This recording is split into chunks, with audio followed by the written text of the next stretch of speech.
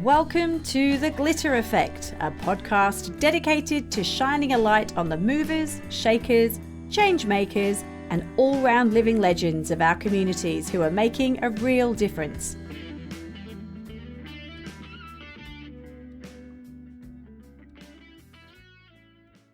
Today's guest on The Glitter Effect is a woman who has sparked a national movement through a simple but powerful idea that everyone deserves dignity. Rochelle Courtenay is the founder of Share the Dignity, a grassroots organisation that began with one woman collecting sanitary products for those experiencing period poverty. And this has now grown into a nationwide force for good, changing lives, shifting conversations, and advocating fiercely for women and girls across Australia. Rochelle is a doer, a shaker, and someone who believes that when you see a problem, you roll up your sleeves and you do something about it. From wearing a sanitary pad dress for 30 days to lobbying Parliament, she's tackled issues many were too uncomfortable to speak about. And in doing so, she's inspired thousands to join her mission. She's bold, she's compassionate, and her glitter effect can be felt in every woman who's had her dignity restored in a time of crisis. I am so excited to have her with me today. Rochelle Courtenay, welcome to The Glitter Effect. Thank you. That little intro gave me goosebumps. Who is that lady? I want to know. Oh, look at the mirror. Rochelle, we were just talking on air. I'm so excited to have you on. I am a huge fan of you and everything you've done, so I cannot wait to share your story with our followers. We're going to jump straight in and get to go all the way back to where it all began. Tell us, for those that don't know, and I can't believe there are people that don't know, but there are, what Share the Dignity is and what was that spark moment that got this going for you? Yeah, back in 2015, I was reading an article online that talked about the fact that there were 48,000 women in Australia who didn't have somewhere safe to call home. And while I thought, oh, that's bullshit, how did that even happen in Australia? What I read next changed me forever. And that was that women were having to use socks and newspaper and wadded up toilet paper to deal with their period. And I thought, oh my God, how have I never thought of that before? I was really ashamed. Actually, even today, I'm still ashamed that I got to be 44 years old and never know that this problem existed. And then when I Google searched it, it actually wasn't the first article to ever be written about that. And I thought, how do you just jog on from reading something like that? At that stage, my daughters were, I think, 14 and 15 and a half. And in my brain, I thought, I don't ever want my daughters reading about something like that and not doing anything about it, that it shouldn't be a problem, right? So back then I had my own personal training business and I had a photography business. So I asked all my personal training clients, all women between the age probably of 30 to 60, to bring me a packet of pads or tampons for every wine they had in the month of March 2015. And some ladies would bring me a bag and say, let's not count them, Rochelle, let's just start counting. And we collected 450 packets of period products, which was incredible. We also set the collection box up in our local counsellor's office. And it was just set the Facebook page up, and the Facebook page got set up by my daughter, who was 15. And then she made me little posters, and it just started with the intent that I couldn't believe that this was happening in Australia. And to be honest, even when you Google searched it, there wasn't anything like this happening in the world. Like there was no coined phrase, end period poverty or period poverty. There was nothing like that. So I really was pushing shit up a hill, to be honest, for a long, even still today, right? I had a meeting yesterday with a minister in Northern Territory who said, oh, well, kids don't have shoes to go to school with, so why would we give them period products? I'm like, it's a different freaking topic. Oh, dear. If I had to choose between shoes to go to school or going to school, walking to school with no shoes on or walking to school without a pad or a tampon on, I know which one I would choose. It shouldn't be a choice, though. Give them both. Let's make sure that girls have adequate education that then stops them from ending up in our prisons, ending up pregnant, not having an education and not being able to get a job. That costs more to society than not giving them period products.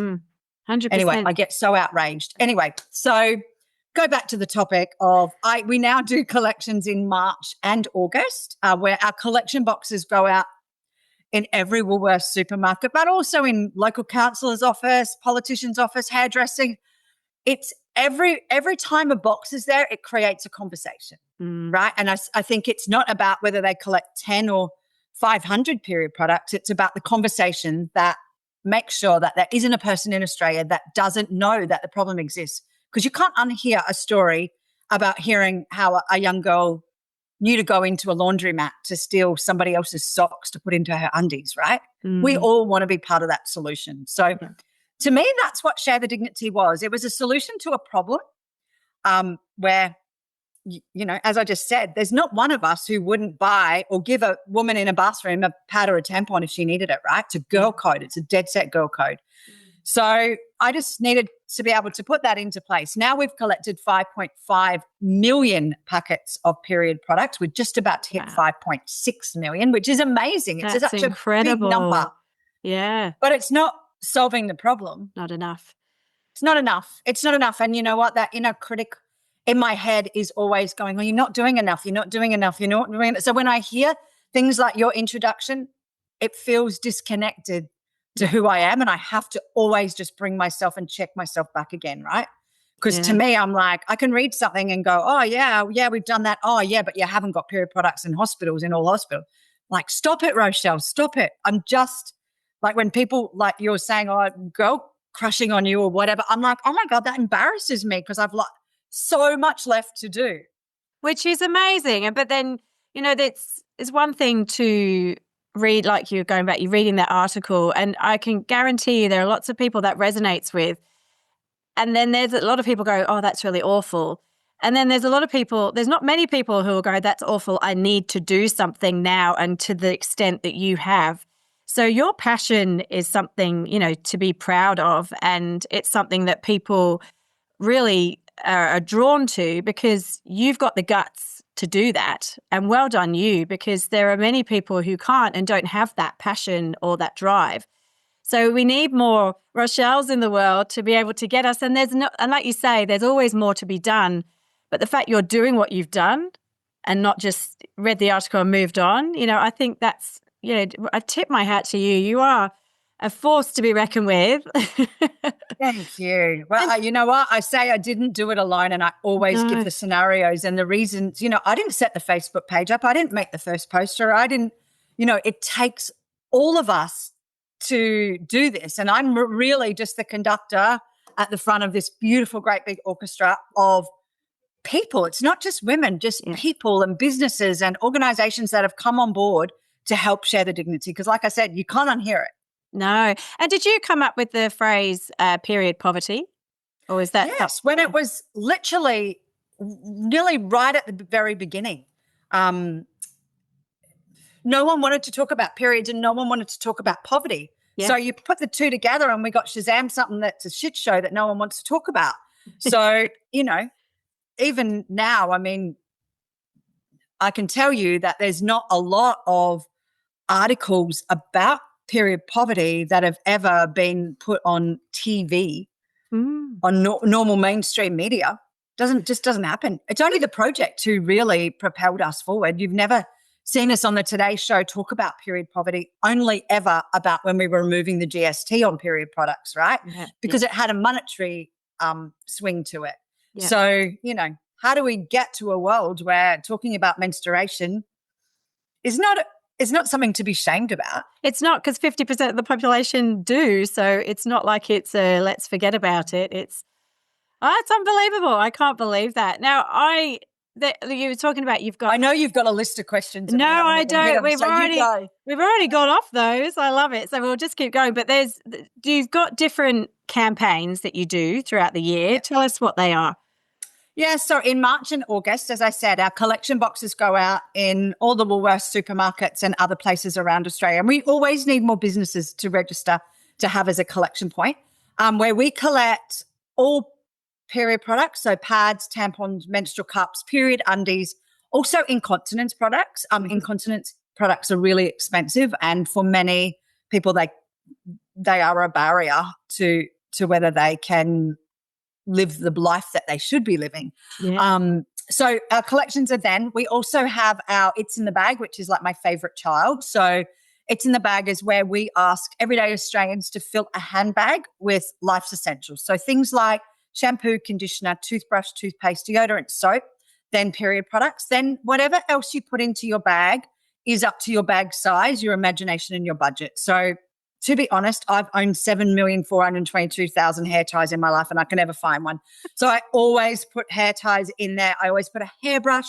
I always put chapsticks, like a twin pack of chapsticks, because I've got a chapstick in my car, in my bedside drawer, in my desk, in my hand, in each handbag. I just couldn't do my life without a chapstick. Yeah. So I think what I've always wanted from that is be the person, put in your handbag what you would want should you be fleeing domestic violence, right? And you've left with nothing but your keys and your kids in the car, because that is the scenario for many women. And it is our intent to, we ask people to put together those bags, drop them into Bunnings the last 2 weeks of November.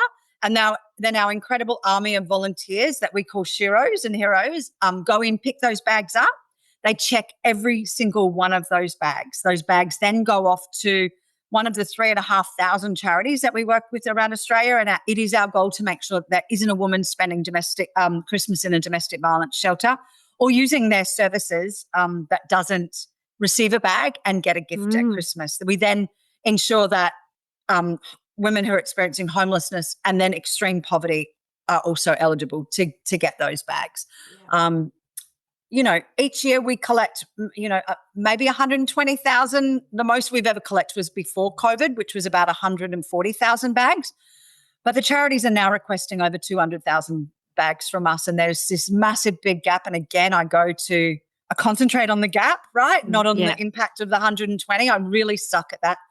I'm a constant work in progress, to be honest. I'm really excited that we get and so grateful that we receive 120,000 times that a bag can touch somebody's heart.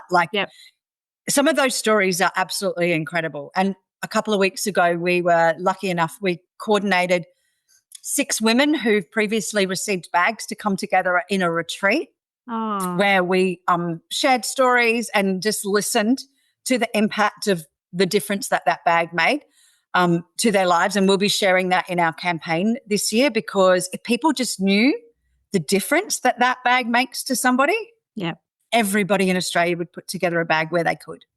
And on that, what moment, because you started this, as you said, with your daughter, doing a Facebook page and at your gym, what moment did you go, oh, this is actually bigger than my gym? This has got legs. We need to go. It's going to be bigger. It obviously grew organically. Or how did it go from your local gym in Queensland? Was that in Queensland? Yeah. Well, I didn't actually have a gym. My personal training was all down the beachfront, out in the fresh air. And so even it was better. just me. And it was really in the May of 2015 when a friend had called me and said, can we get some more period products from you? And she worked ironically, in a hospital, in the domestic violence service of a hospital. And I said, yeah, no worries. I'll do another call out on our page. Now, on our Facebook page, I think I probably knew every single person, because I literally have lived in the same postcode my whole life. Yeah. I coached netball. I, had played netball. I went to school. So most of the people I probably knew. And so I did another post, and then that post got shared and then got shared and then got shared. And then Em Rusciano, a Melbourne comedian, picked it up and shared it and went, I can't believe I've never thought of this. And then she propelled it into this place that was outside of my postcode. Wow. And it was that sliding door moments when I actually had another lady who was helping me. And she goes, oh, I can't do this. I've got a full-time job and I get migraines and I just can't help. And I was like, oh, okay. Well, I suppose I'll just have to do it by myself. And I remember saying to her, but if we don't do it, no one's going to do it. Yeah. Right. And how do you help somebody in Queensland? Because I remember her saying, oh, let's just work on Queensland and get that right. And I said, well, I can't unhear that story that this lady had sent a message on our Facebook page, which went from 236 people to about 20,000 overnight, pretty much in a couple of nights. And literally, I remember I would train clients at 5 o'clock in the morning and I'd train till probably lunchtime. I'd come home and have a break, and then I'd go back in the afternoon to train more clients from 4 till 6, right? pick up the kids from school at 3 and get them afternoon. And I literally was up till 11, 12 o'clock answering all the messages and trying to, if somebody sent a message in and said, oh, I can't believe this is happening. I'd love to help. I literally called them the next day and I gave them a job. I said, what are you good at? What can you do? And it just went like that, which is why I always say it's the people's charity. It doesn't belong to anybody. It belongs to all of us having a role in making sure that this doesn't happen. Yeah. And so I was talking to this lady in Northern Territory who said she worked in a petrol station and a lady had come in, stolen a pack of pads off the shelf, bled across the floor, went into the bathroom, cleaned herself up, was in there for about an hour, and then she left. And the lady said, what was more dignified? What was less dignified, stealing them or going without? And she goes, she just couldn't do anything about it. And she wrote and told me that story. That story was my sliding doors moment. It was like, well, I can't unhear that story. So why does that lady in Northern Territory deserve less than the person who lives in Stafford in Queensland, right? Yeah, so yeah. It was such an important part. And it was really like for me, I never thought about what the hurdles were. I just thought about the women going without. Yeah, yeah. Which, I mean, and as you say. And I just made shit up as I went along and surrounded myself with people who were much smarter than me, to be honest. You can be smart in certain areas. My smartness is about telling the story, right? My smartness is about connection, probably, and leadership from having played netball all my life. My strengths are not doing spreadsheets and all of the admin-y stuff I'm not good at, right? Yeah. Because my attention to detail is not great. But surround yourself with people who do have that. Absolutely. And that's the secret to success in anything, right? Is stay in your lane and work to your strengths. It sounds really corny, but if you don't, you're not much good. It dilutes, doesn't it? Which shows. So you've already at the beginning, you kind of had to wear all the hats, right? But you didn't need to get into the minutiae. You kind of needed to. And you know what? To be really honest, I reckon the first 4 years, I was just running off adrenaline. Yeah. And I freaking loved it. It would be very easy to be addicted to, but you dance in that burnout zone when you're not getting enough sleep and you're not putting your food and your health and all of the other things as a priority. But you know what? Couldn't have done it if I didn't sacrifice that back then, right? Yeah, absolutely. And that was going to be my next question, actually. With this, you're a very energetic and very passionate person. Obviously, there are days where it's tough. Some days are tougher than others. And you share openly, and I know this, as I said before, I follow you quite avidly on socials. You share your ups and downs, which I love, and are real. How do you get through those really sort of tough days and where you just feel like you're going backwards? Because there have been days that's happened. Wow, there was one yesterday, and I'll refer to the story I said at the beginning when I sit down and have a meeting with the Northern Territory Health, and they tell me that girls don't have shoes and food, so why would we give them period products? And yet, here we are, 25. Like literally, I had to go for a walk after that meeting because you wouldn't have wanted to have seen the social media post I was going to put on if I had my way. Yeah. Like, beep, beep, beep, beep, beep. Really? To be honest, I was like, oh my God. So times like that, I feel like I'm in a much more privileged place now that I have the ability to have a really good team around me that will calm me down and filter what goes on to social media. Yeah. Because, it's a fine line to dance when you are needing the government and whether it be council, whether it be state, whether it be federal, it's a fine line to dance when you're dancing with them to have an outcome. And for me, that's the hardest bit. Yeah. We can't end menstrual inequality in Australia on our own. And so that sucks. Yeah. Yeah.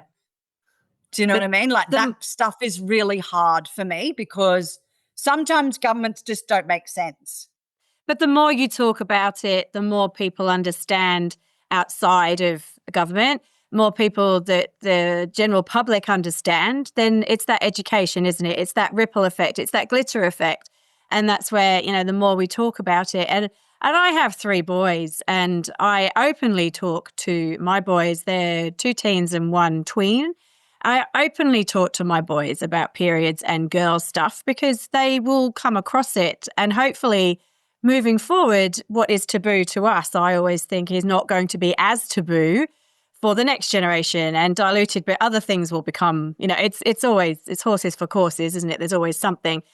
But I kind of hope, we're having more conversations than I did as a child. I mean, I certainly didn't sit at the dinner table and talk about my periods. No way. Well, it's a different world, right? But, back when we were kids, you weren't allowed to be openly gay either. No. So we are a changing world. And I really look at, being allowed to love whoever you want to be in the same reflection as menstrual equality, right? Yeah. We're just 10 years behind. Yeah. But getting there. It will absolutely happen. By plugging away. I want a world where we have menstrual equality in Australia, which means that every school, every place that a girl gets an education, there is provision of period products for free. Yeah. Wherever you are working, there are provision of period products for free. Yeah. Whenever you need to go into a library or a council building, there are period products for free. So never, ever will getting your period and not being able to afford them be a thing in Australia. Yeah. That's in 2030. I got 5 years. Yeah. I will self-combust at 2030 if that's not done. Yeah. Everyone. You want to see the glitter effect? There'll be glitter coming out everywhere. Now, you've changed policy and we said you've shifted public conversation, you've empowered people to care. What has been, and it can be a number of, what have been your proudest or what have been your proudest moments so far on your journey? I think the removal of the GST on period products and that 2018 was a really tough year. Like I didn't even have staff. I didn't even have any paid employees. Literally, I think I would have worked 1,000 hours every week, but it was so well worth it, right? Yeah. And to know that my granddaughters will never even know that we paid GST on period products because of how hard we worked. And that to me was just basic common sense. That was righting a wrong. And that's how I feel about period products being accessible to all education. Our girls are already doing it tough. Periods can be really hard for some people. For me, my period wasn't just a normal period. It actually stopped me from playing sport. I had endometriosis, stopped me from falling pregnant for so many years. It was, sent me into early menopause because I had to have a hysterectomy. It really affected my life. I can't imagine what effect it would have had on my life if I hadn't been able to afford period products. I don't even want to think what that would look like. No, you don't. And I don't want it for anyone else's daughter that can't stand up and talk. I was just having a conversation in the car on the way back from somewhere saying, this is not about whether I can afford shoes or you can afford shoes or you can afford food or you can afford period products. It's for the girls and parents who don't have a voice for their kids. And why should where you live determine whether you can go to school because of your period? Yeah, absolutely. Like this should be a federal law. It should be a federal piece that the education department throws across all. It shouldn't be based on whether a government is in power in each state, as far as I'm concerned. So, yeah. And it's, like I said, the more you talk about it, the more people will hopefully hear. So, on one hand, I'm so proud of the fact that in Queensland, in Victoria, in New South Wales, in WA, in ACT, it is now in every primary and secondary school provision of period products. I'm so proud of that. That's amazing.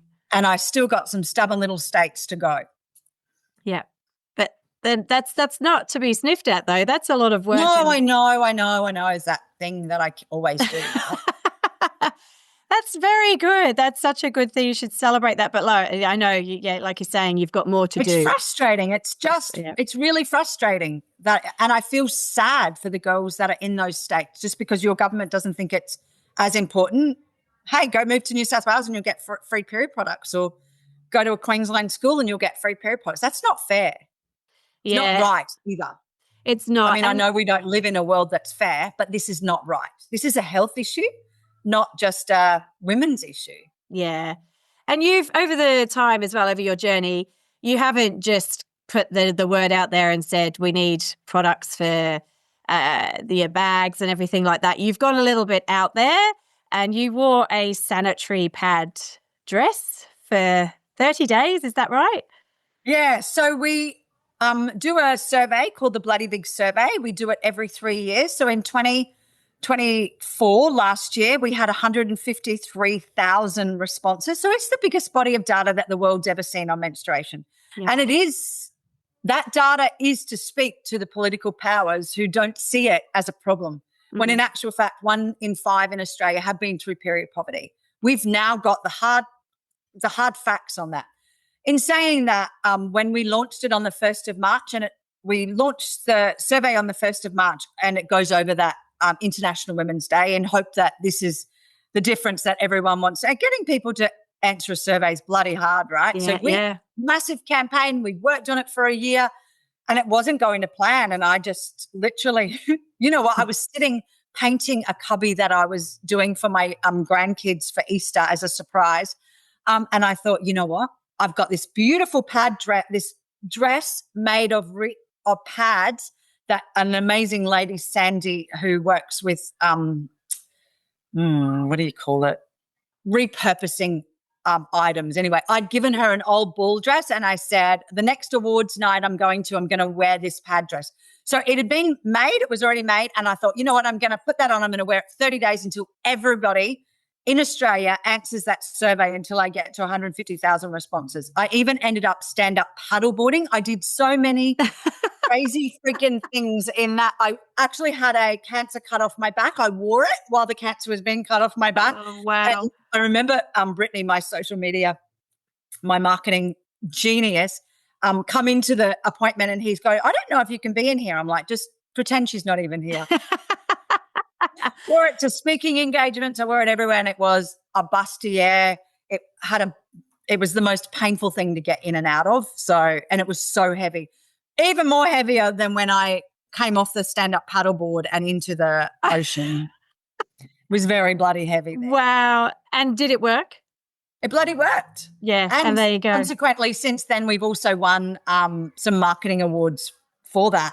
Even last week, we were in a room full of people like Bluey's World, Woolworths, all of these really big names, and we were there because of our campaign on a budget, and because literally we spent $20,000, in which Dacuba gave us that money to be able to get the amount of people to get those answers.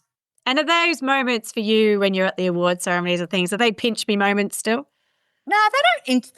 To be really honest, the only reason we enter awards is to be able to stand up in front of that room full of people and say what we do. Yeah. And that's exactly right.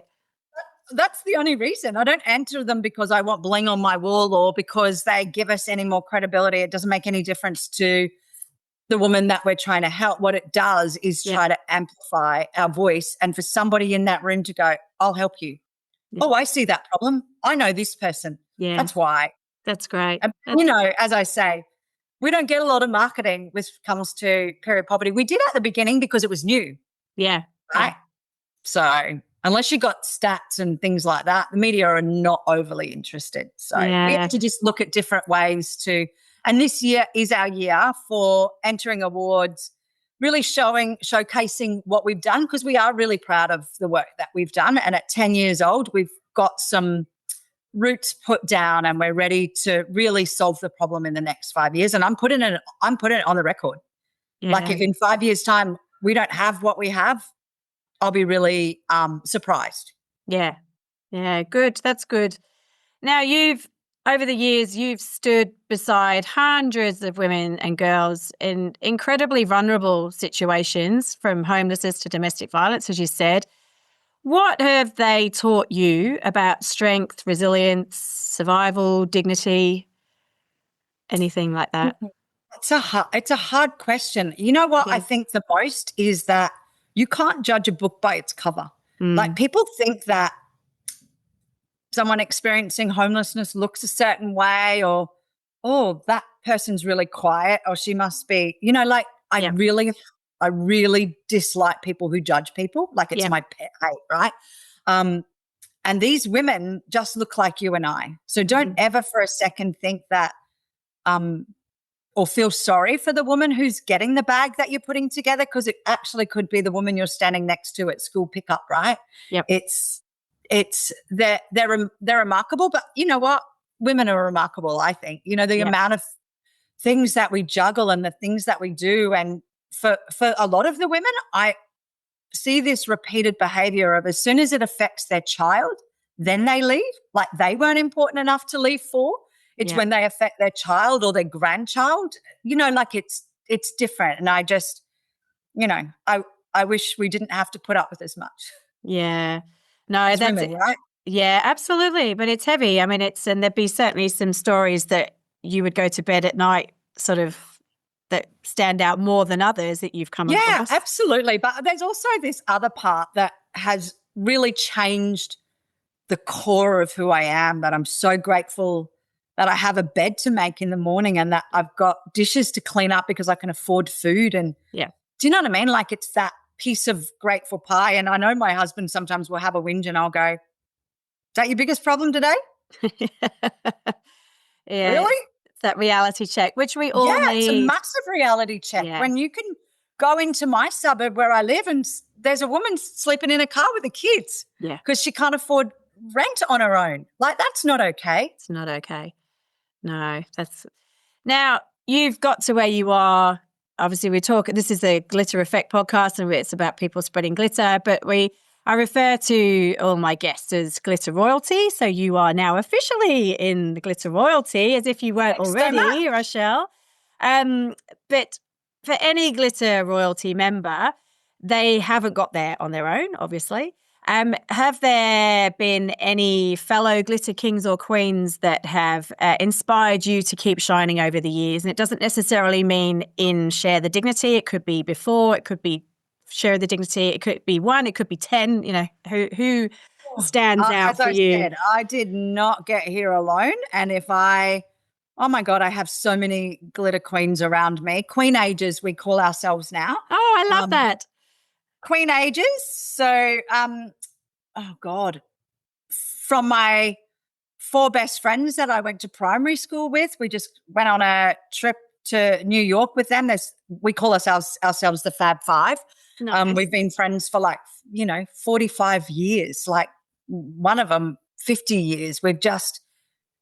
They're the people who know you through and through. They're the, you don't need to be, I always say sometimes you've got to wear a mask, right? Yep. So you can take your mask off to them and you don't need to be anyone but just you. And those people allow you to shine and glitter where you need to and just be who you need to be at that particular time. But, I get to spend some time with some pretty amazing people, and I don't think there's anyone more amazing than our volunteers. Yeah. Whether they're a teacher or a nurse a lot of them are bloody nurturers, right? But we have lawyers and barristers who will go and pick up period products and donate them to the charities that we work with because they passionately believe that people shouldn't go without the basic of human rights. That's nice. That's so nice. And how do you hope that your glitter will continue to sparkle long after this chapter? Because eventually it will close, as you said. The chapter will close as far as you'll reach your target. How do you think your legacy will continue? Look, I think if I had a legacy to pass on, it would be that if you see a problem, that you can be part of the solution, really, and that kindness matters. Like if I could I raised my 2 girls to do whatever they wanted to do, but kindness always came first, right? Yeah. So if you disagree with somebody, that's okay, but you say that with kindness. And to me, that should be something that we all live our lives by. That's beautiful and very simple. I actually say similar to my boys too. And it's free. You don't have to pay for it. That's it. If you can't be anything, be kind. That's what I always say. That's beautiful. Yeah. Now, finally, we've reached the end. I can't believe it. But if people want to find out more about your incredible work at Share the Dignity and about what you're doing, how do they do that and how they can support any of the campaigns coming up? Oh, my biggest ask would be please, please, please put together a bag if you can't afford to do it on your own, get your friends together and just go for a little shop and put in $10 each, right? It will make such a big difference to somebody. But you can find a shopping list and all the details at sharethedignity.org.au. If you want to volunteer, we also cannot have enough people to help us to share the dignity, especially for that Christmas campaign. And it's a great campaign. As I said to you, I'm a huge supporter of it and I love it. And I go and get my bags from op shops and all the discounted bags now at the end of winter in all the department stores and stuff. So yeah, there's so many different ways you can do it. But yeah, it's certainly, it's a nice one to do. And it's an easy one. It's not too hard because we're always, as most of us are always at a shop somewhere or a chemist. So just a few extra things in your basket. If you can, it's not hard. Rochelle, thank you so much for joining me on The Glitter Effect today. Your passion, your grit, and your unwavering commitment to restoring dignity for women and girls across the country is nothing short of extraordinary. You've shown us that change doesn't have to start with a big budget or a grand plan. It starts with one person seeing a need and choosing to act. You've sparked a movement that's not just changing lives, but changing minds, and you've done it all with courage, heart, and a whole lot of glitter. Thank you for sharing your story so openly and for reminding us that even in the hardest conversations, there's always space for hope, humanity, and healing. The world is brighter because of you, so keep shining. And I know everyone listening will be inspired to spread a little more of their glitter after hearing your story today. I wish you and Share the Dignity all the very best. And thank you so much for giving up your time today. Take care. Thank you, Kate. Thank you for joining me, Kate Ganneil, on The Glitter Effect. If you've loved this episode, be sure to subscribe, share it with a friend, and let's keep the conversation going. Until next time, keep showing up, making an impact, and sprinkling that glitter wherever you go. Bye for now.